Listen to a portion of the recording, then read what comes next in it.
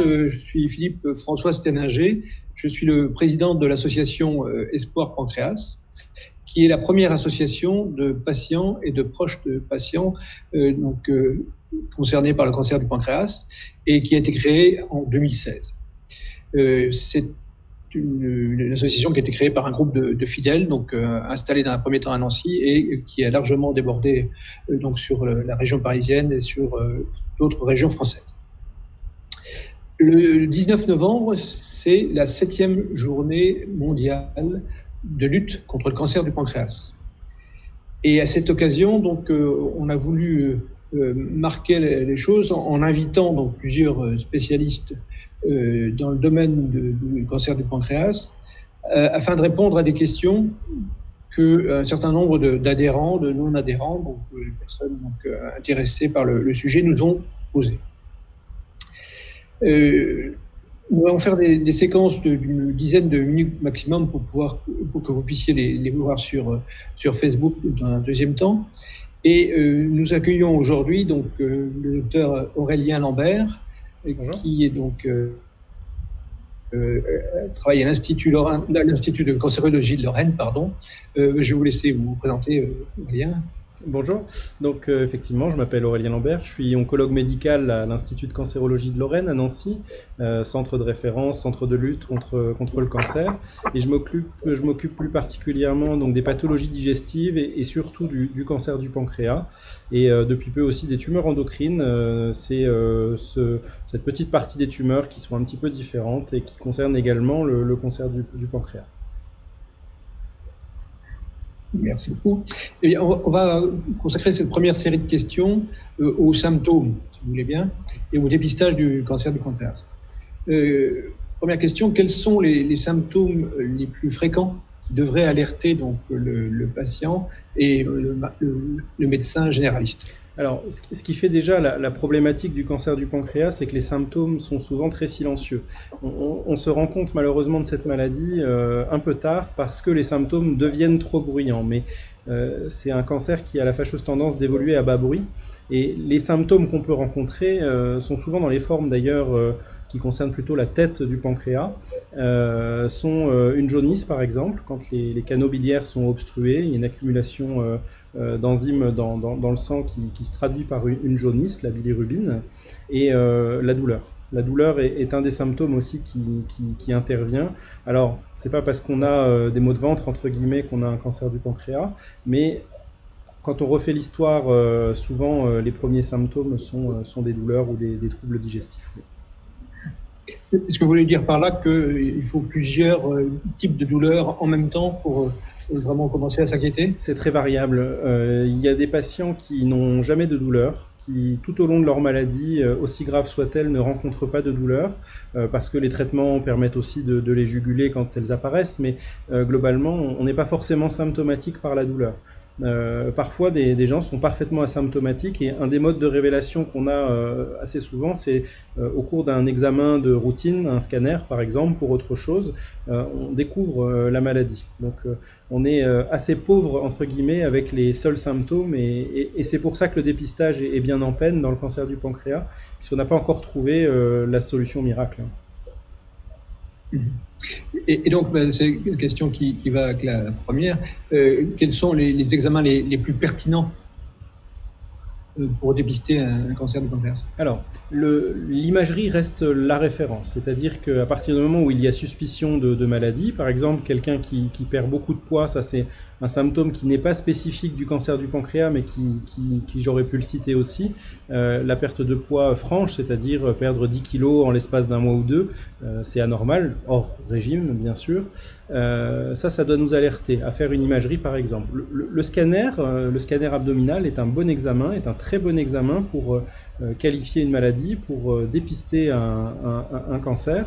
Bien sûr, le diagnostic reste avec l'apanage d'une biopsie, c'est-à-dire qu'on choisit par exemple de réaliser une biopsie au niveau du pancréas directement pour aller confirmer la suspicion au scanner.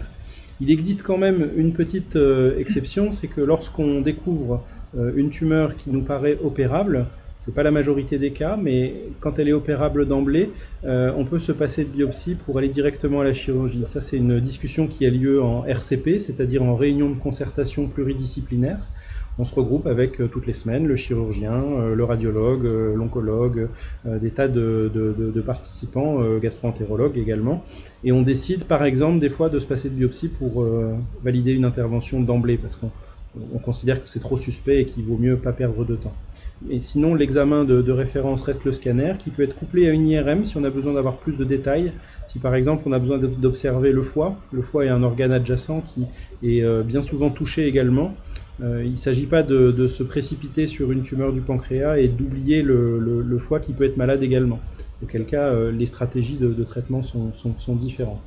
Les stratégies sont assez complexes, assez variées, mais globalement, on essaye d'opérer les tumeurs quand on peut le faire, c'est-à-dire quand elles restent opérables, qu'elles sont dans une dimension, une localisation qui est encore restreinte.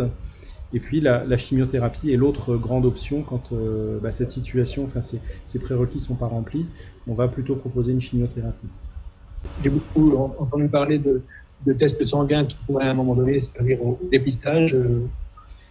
Alors, il y a avancé sur ce sujet. La question reste ouverte effectivement, mais ça fait référence à deux choses. La première, c'est on parle souvent de marqueurs tumoraux. Vous verrez par exemple le CA19-9 qui est un marqueur dit spécifique du cancer du pancréas. En fait, il n'est pas spécifique du cancer du pancréas. L'ACE est un autre marqueur qui peut être testé mais qui est encore moins spécifique. Le CA19-9 est, on va dire, un bon indicateur pour quelqu'un qui a une maladie connue, qui nous permet de suivre éventuellement son évolution, d'en apprécier éventuellement la rapidité, la cinétique, mais en aucun cas il n'est validé comme marqueur de dépistage. C'est-à-dire que réaliser un dosage de CA19-9 par une prise de sang dans la population générale n'a pas de sens. Au pire, ça inquiète, puisque le CA19-9 peut être augmenté pour des tas d'autres raisons. Donc il a été testé bien sûr, et il n'est pas recommandé pour le dépistage. L'autre option, c'est de dire est-ce qu'on peut trouver la prise de sang qui révèle la présence de cancer. Alors ça, c'est une piste de recherche qui est très intéressante, qui fera peut-être l'objet d'un test un jour.